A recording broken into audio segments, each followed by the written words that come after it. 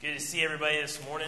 We got some visitors with us, and we're excited that you've made the decision to come and worship with us. And we always ask you just hang out just a little bit after so we get to know you and put a name with the face, because we're excited to meet you.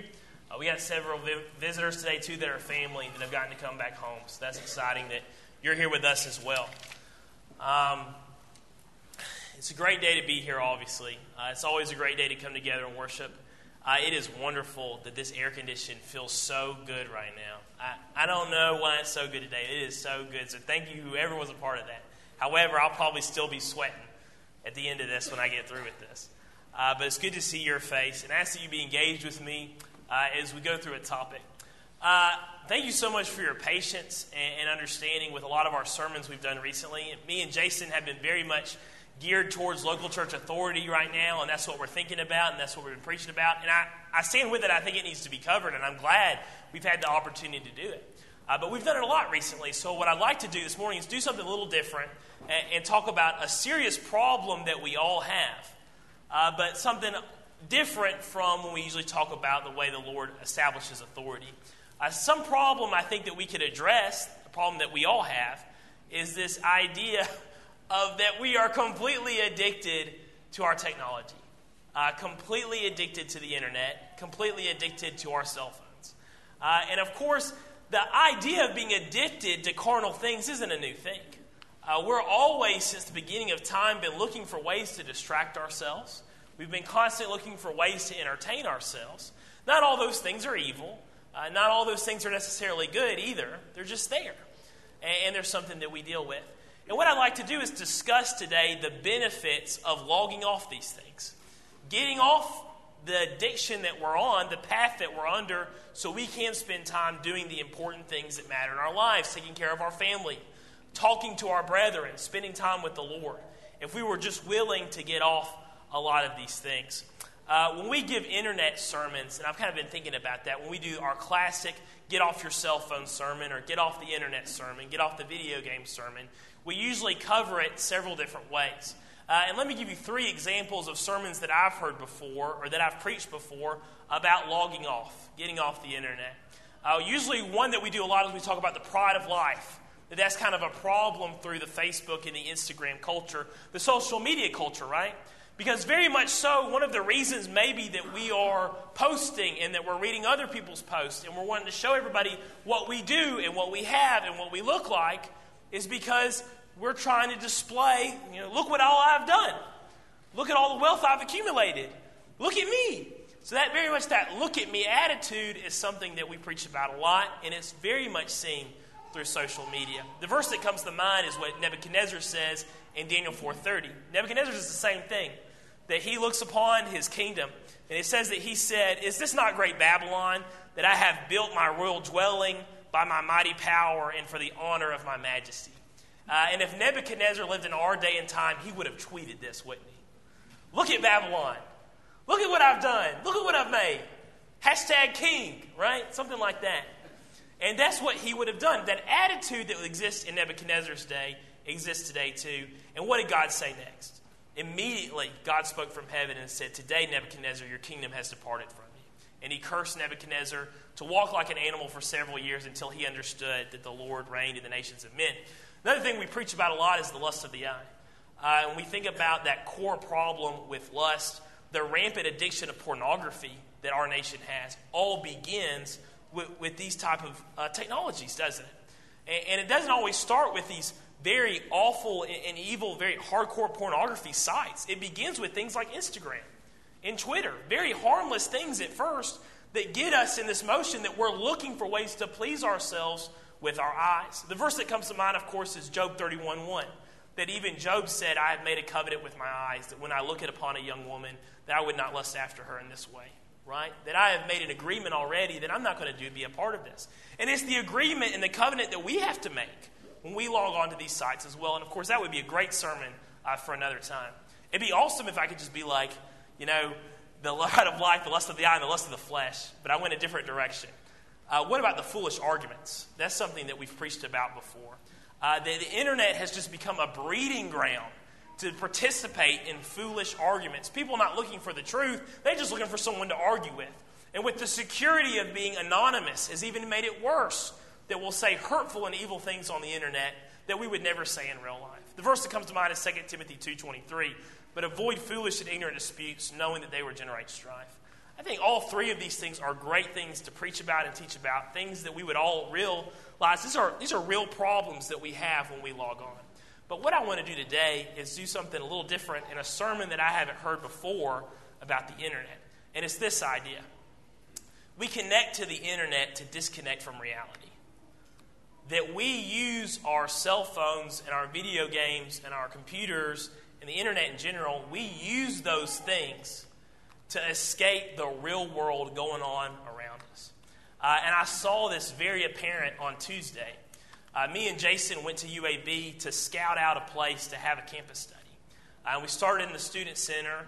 We walked through all 3 floors, looking for a place that we could maybe get together, maybe looking for people we could speak to. And on all 3 floors, every single person we passed by had their cell phone out and their headphones in. And me and Jason were kind of commenting to each other about it, that like every single person we walked by, and if you've been on a college campus or at UAB, you've seen this. In the student center, every wall is lined with chairs, and we're walking down the hallway, and in every chair there's somebody in there with a cell phone or a laptop and their headphones in. And either Jason made the comment or I made the comment that the cell phone use and the technology use has killed the college community. This is that, you would think at one time, college was a place where you went and you got to meet new people and discuss new ideas, and just a great place for the gospel because you could introduce the gospel in that conversation. Problem is that on a college campus, people don't talk anymore. Everyone's plugged in. Everyone's logged in. No one's even available to start a conversation because we are trying to disconnect from the world around us by connecting to the internet or our cell phones. Now, before we go on to this and go, all right, you 7 college people, you better listen up to this sermon because this is for you. It's not just a young people thing, is it? The Pew Research Center in 2016 went ahead and did a survey and collected some data on Facebook. The vast majority of people today on Facebook in America are over 35. That's just the reality of the situation. The data they came up in 2016 as well, that 62% of all people in America over 65 are very active on Facebook. When in reality, the big 25% of Facebook users that are between 25 and 35 are not active at all. They have profiles because they made them when they were teenagers, but they never log on. And so even these things that maybe at one time we labeled as a young people thing is no longer a young people thing. We are all connected to this, and we are all trying sometimes to disconnect from reality. As we go into this, let me be very clear. I understand we all need downtime. And I understand that there are times, at 10:30 at night, I'm not going to get out my Bible and go, let's talk about Gnosticism, and me trying to figure that out. I'm not trying to do that before I go to bed. I understand that we all need downtime, but maybe we take too much downtime to try to disconnect from real problems that we need to deal with at hand because we're trying to escape our problems instead of handling them head on. Let's talk about 4 things. When we are always logged on, number 1, we unplug our influence in the world. Let's turn to Matthew chapter 5 and talk about influence for just a second. Matthew 5:14, Jesus gives us one of our most famous sentences from the Sermon on the Mount about our influence in the world and how important it is. Matthew 5:14, you are the light of the world. A city is set on a hill which cannot be hidden. Nor do they light a lamp and put it under a basket, but on a lampstand, and it gives light to all who are in the house. Let your light so shine before men that they may see your good works and glorify your Father in heaven. Jesus had already said, you are the salt of the earth. You're very important to the earth. And he says, you're the light of the world. You're supposed to be like a city on a hill that cannot be hidden, a lit up city, shining light on all those that you come across, shining God's light on all that you can come across. He says, you don't get a lamp and the first thing you do is hide under a basket. No, you let that lamp shine for all to see. What's the goal here in shining our light here in Matthew 5? It is so that our good works can be seen by men. But the purpose is that those men would glorify the Father in heaven because they see your good works. And they see Andrew do something good, or Andrew say something nice, or Andrew help somebody pick up their books off the floor, and they go, hey, that was a good thing. Why does Andrew do that? Well, hopefully it's because he's trying to glorify his Father in heaven. Maybe that's something I should look into. So our heart of evangelism does it not begin first with the way that we conduct ourselves in society? That people know who we are, they know that we do, they know that we're about, and therefore they glorify our Father in heaven. That's our influence that Jesus stresses are so important. When we are in public settings, we don't talk anymore. You think about this. When you go to the doctor's office and you got to sit there for 2-3 hours in that waiting room, what is everybody doing?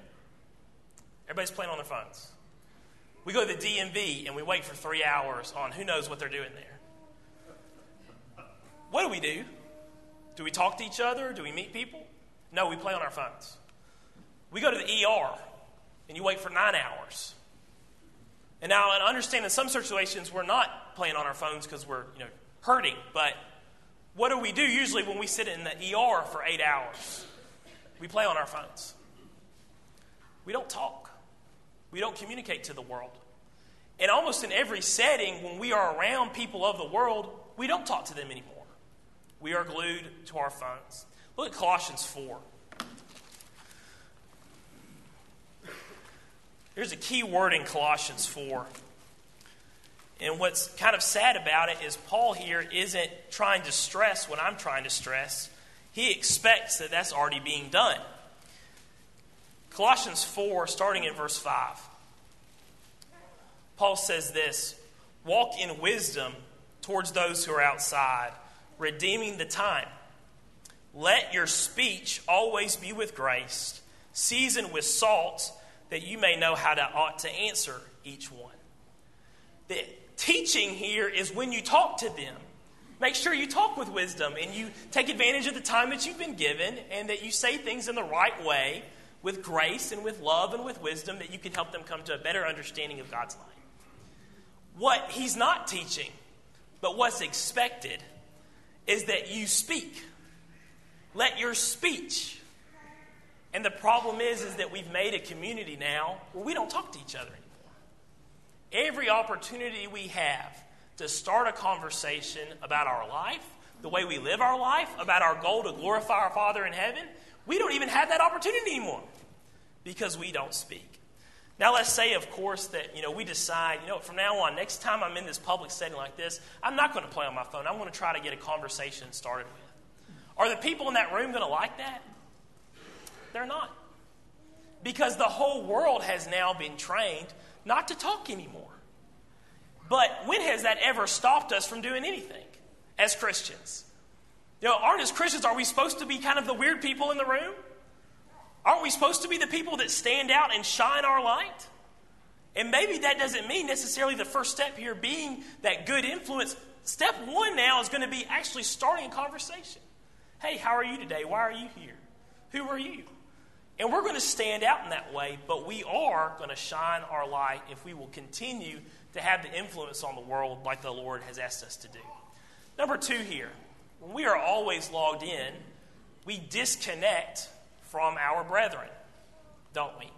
Look at some passages about that. Turn to 2 Corinthians 7, and I want to use the Corinthians and Paul's relationship as our prime example here. Obviously, such a powerful book where Paul just throws out his heart to these brethren that he loves, people that he does want to be connected to. We see that there's been something going on in Macedonia that has greatly discouraged Paul.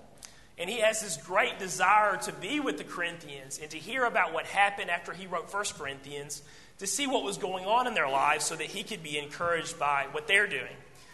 2 Corinthians 7:5, he's explaining the story. Again, Corinthians is one of these books that there's a story going on. We have to figure it out with only one side of the conversation. Chapter 7, verse 5.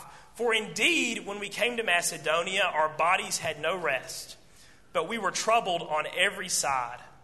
Outside were conflicts, inside were fears. Nevertheless, God, who comforts the downcast, comforted us by the coming of Titus. And not only his coming, but also by the consolation with which he was comforted in you, when he told us of your earnest desire, your mourning, your zeal for me, so that I rejoiced even more. Paul here, we already learned in Corinthians that he left Troas because he was looking for Titus. He had an open door of opportunity there, but he was like, I can't deal with this right now. I've got to find Titus. And that's because Titus was sent to Corinth to see how they received 1 Corinthians and the problems that had to be addressed. So now Paul's in Macedonia, just completely depressed, discouraged, doesn't want to do anything. He's so upset about what's going on. And how does God comfort Paul here? God comforts Paul by sending him Titus. And that comfort that was brought was that Titus was comforted by the Corinthians, and now that comfort has been transferred because these brethren have now been connected. Now, of course, Paul wanted the Corinthians to open their hearts. I want you to stay with me here as we're talking about Corinthians. We're going to come back at the end and make our application. But look here in verse 2. This is what Paul's concerned about. He says, open your hearts to us. We have wronged no one. We have corrupted no one. We have cheated no one. And earlier in chapter 6, he even says the same thing again. We have opened your hearts. We have opened our hearts to you. Please open your hearts to us so that we can have a connected relationship. This is something that we need. Now go back to chapter 1, and we'll bring things full circle here. We learned in chapter 1 that with this whole relationship going on with Paul, and he knows about the issues going over there, Paul had a plan in mind that he could send his letter first. They could correct the problems that they had with the letter so that when he came later, he could be encouraged and he could encourage them. Basically, he got to come in joy and not with a paddle, right? We learned here in 2 Corinthians chapter 1. I don't know how I did that, but I flipped backwards and I was in 1 Corinthians chapter 1. Skip the whole book. 2 Corinthians chapter 1 here at the very end. Verse 23, moreover, I call as witness against my soul that to spare you I came no more to Corinth. Not that we have dominion over your faith, but are fellow workers for your joy. For by faith you stand. But I determined this within myself, that I would not come again to you in sorrow. For if I make you sorrowful, then who is he who makes me glad? But the one who is made sorrowful by me. And I wrote this very thing to you, lest when I came, I should have sorrow over those of whom I ought to have joy, having confidence in you all that my joy is the joy of you all. Paul plans his letter and visits so that when they met face to face, they could spend valuable time encouraging and comforting one another, didn't he? This is important to Paul. And what I just want to stress here is that Paul, the great writer that he is, inspired by the Holy Spirit, and that all that we can glean, and we even feel like we know Paul because of the letters that he's left us. However, even Paul the apostle understood the importance of being face to face. And he understood the importance of the encouraging we can do when we're face to face. And when we're connected. When we have those open hearts that are willing to reveal things to each other. To help each other along our journey and our walk with the Lord. This is important to Paul. And now we live in a world when we're with brethren, we're either on our phones when we're with them, or the only way we communicate to each other is through the internet and through our phones. And even the Apostle Paul understood the importance of encouraging and comforting one another, if all possible, at face to face, didn't he? And as we kind of open this up, and let me go to the application section of this, I just want you to consider some things. We live in a world now, of course, where instant messaging and text messaging has now become the way that we often communicate to each other. And I don't feel like I need to go into how beneficial some of these things are. We are able to say, hey, can you be there at 3 o'clock? Yes, I'll be there at 3 o'clock. That's sometimes the only thing that needs to be said. But I fear that we become so comfortable messaging one another that we're no longer having face-to-face conversations. Or at least pouring out our hearts in a long letter or something like Paul does here. We all want to be quick and we want to be to the point. This has been going on a long time. Back when I was a teenager, we had AOL chat. And that's how we communicated each other, was AOL chat. I think me and Trent used to message each other, and he hangs his head in shame. I do too. That we used to communicate solely through AOL chat. And now we live in a world where we all have unlimited text messages usually, and now we just text each other. We text each other. I just want you to consider just a few text messages. And I'm not trying to condemn these things. I just want you to consider, would these be things that would need to be texted? Or would these be things that need to hold the weight of a face-to-face conversation? What about this one? Enjoyed your class yesterday morning. I think there may be some time when this would be okay and be acceptable and understood. I know we could give some scenario where it'd be very appropriate. But wouldn't it hold so much more weight if we came and found that person after class and said, hey, I really enjoyed your class. Thank you for that effort. Wouldn't that hold more weight? Wouldn't that be better face-to-face? What about this one? Excited that you were baptized last night. Very nice thing to say. A very great thing to say. Would it hold more weight if we picked up the phone and had a voice-to-voice conversation, or at least, especially, a face-to-face conversation with a hug? What about this one? Will you please forgive me? Is that the way that we need to ask forgiveness to one another? And I know someone can come up with some scenario where this is the only way. I understand. But when we have the opportunity to speak face-to-face or to have a phone conversation, wouldn't that be more appropriate than a text message? Here's one. Would you like to serve as a deacon? Smiley face. Wouldn't that have been an opportunity to ask somebody, hey, I would like for you to serve as a deacon? And then maybe, even if they said no or yes, there would need to be more conversation, right? That, and maybe they would need help with something, and they would be able to ask you because you came to them, and now you can have this connection because you had a conversation face-to-face about it. But instead, we text each other. Let me give a very carnal example, but I think it's important. When a young man decides that he wants to ask out a girl, dads and moms, what do we tell that young man to do? Don't you dare text her. You can go meet her. You can call her. But don't you dare text her. Why is the temptation, though, to text that young lady to ask her out? It's because you don't have to open up your heart to her. Sometimes those girls need to see the mumbling. Will you please? They need to see that open heart. They need to see that nervousness. They need to see those things to see your heart. But when we say, hey, just a text message, there is no open heart, is there? Why do we text some of these things? It's because we don't want to have to open our heart like Paul commanded the Corinthians to do. We want to keep that shield up. And because we're no longer opening our hearts together because of this form of communication, we can end up in a serious, problematic place, can't we? A place that's more connected than they ever should be, but actually more disconnected than they've ever been. Of course, all these things are very neutral, and they can be used for great good. But I just want us to consider those things. When we are always logged in, we stop communicating with our family. Very important problem, and I kind of wish we could spend more time with this, but I feel like everything we've already talked about talks about this. When you picture your family at home, does it look something like this? Where everybody's plugged in. Everybody's logged in. When we have dinner together, is there a conversation? Are we asking, how was everybody's day? Are we asking, what's going on in your life? Or are we all plugged in?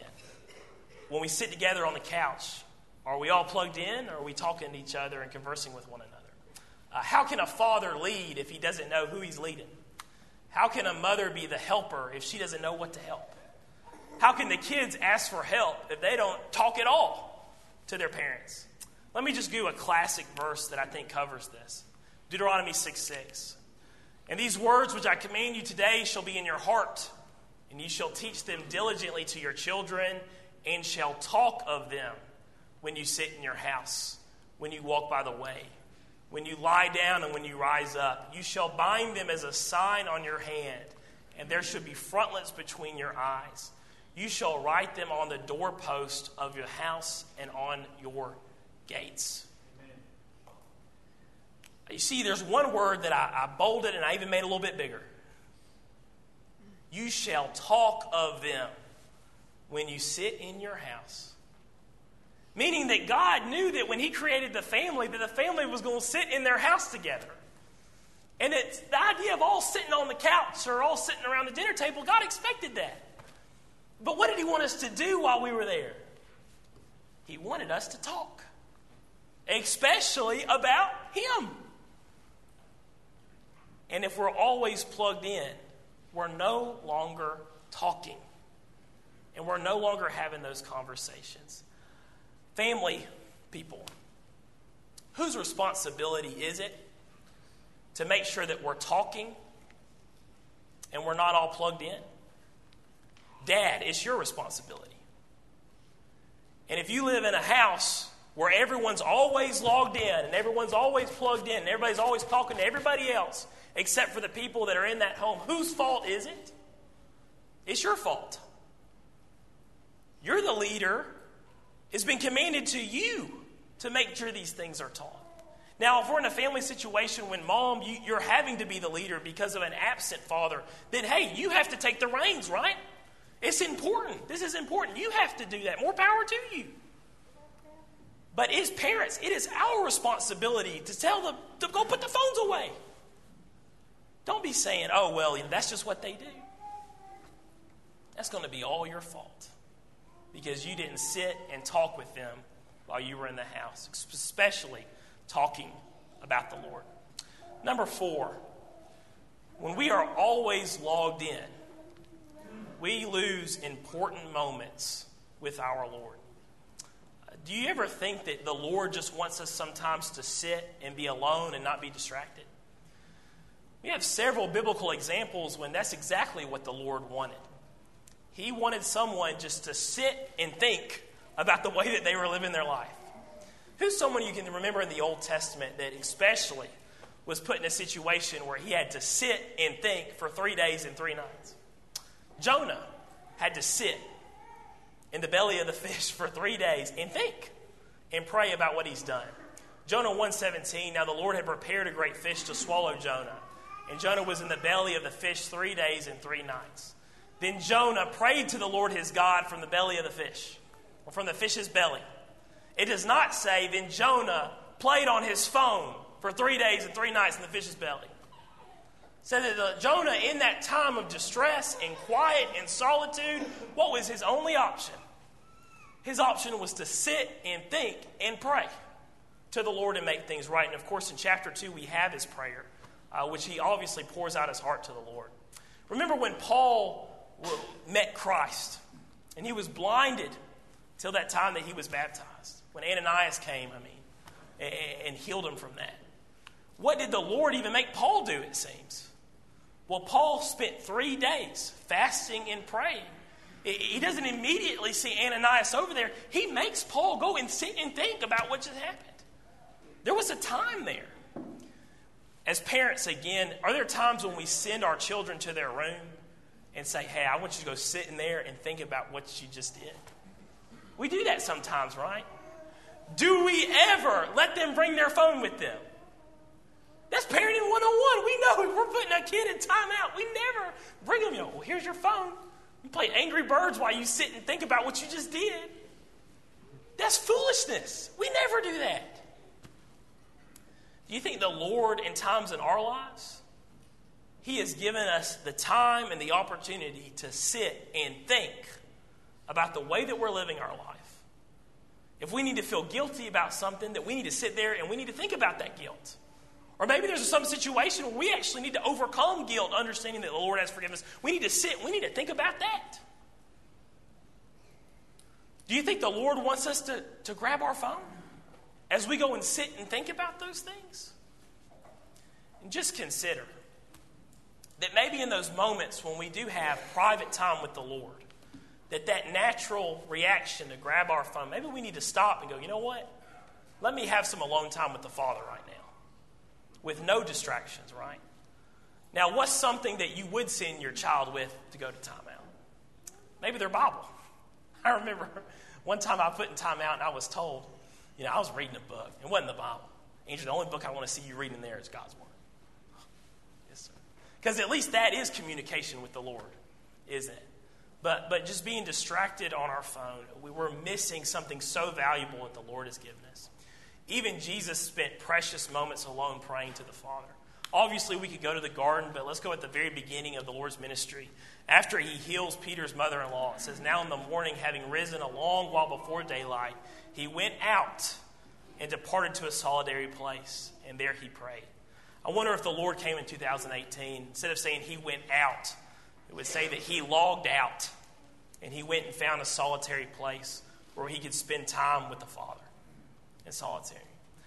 When we do this, we miss out. We miss out on the time that the Lord has given us. Kind of review what we just talked about. When we are always logged in, we unplug our influence in the world. We disconnect with our brethren. We stop communicating with our family. And we lose important moments with our Lord.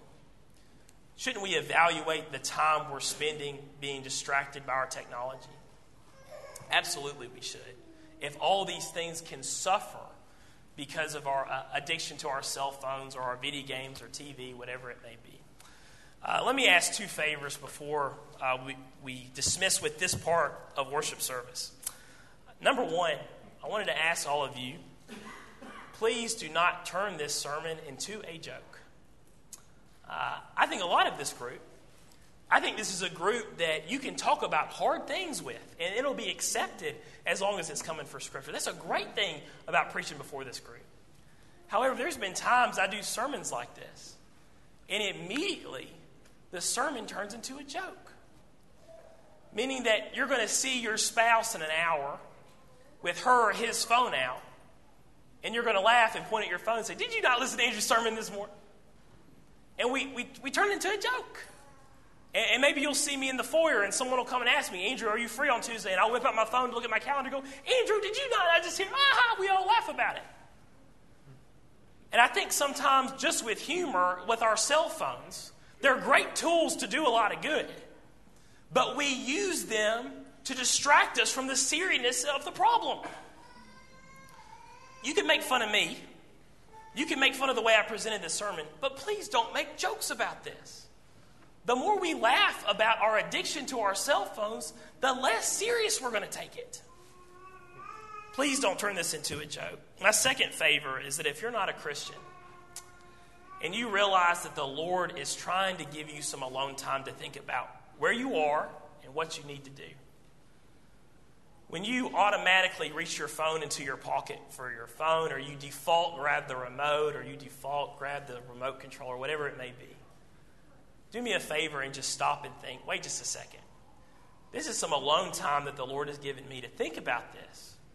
Perhaps it's Satan that's trying to distract me for the very purpose that I will not spend the time that I need with my Father and to think about what I need to do to be saved. Think about that just for a second. If you just count to 5 and think, wait just a second. Do I need to seriously consider my state before my Father? Perhaps that's what the Lord is trying to do, and we're distracting ourselves to keep that from happening. Thank you for your close attention. And of course, if there's anyone here that needs to talk more about these things, I'm available in any way. If you feel like you want to text me so we can start talking about these things, believe me, I feel like that's appropriate. I will text you if that's the way that you need to communicate. If you want to email, a lot of you email me. I like that. I enjoy that. Please call me if you can. I'll come and I'll call you. I'll meet with you here at the building if we need to sit and we need to talk about those things. And I think there's a lot of us here that feel the same way. Carrier pigeon, and that's the way we need to communicate as well. If there's anyone here that does need to be put on Christ in baptism, or you need to ask the prayers of the congregation, because that's something that you've been sitting and you've been thinking about. Well, please, why don't you let's assist us this morning? Assist you this morning if you'll come forward as we stand and sing.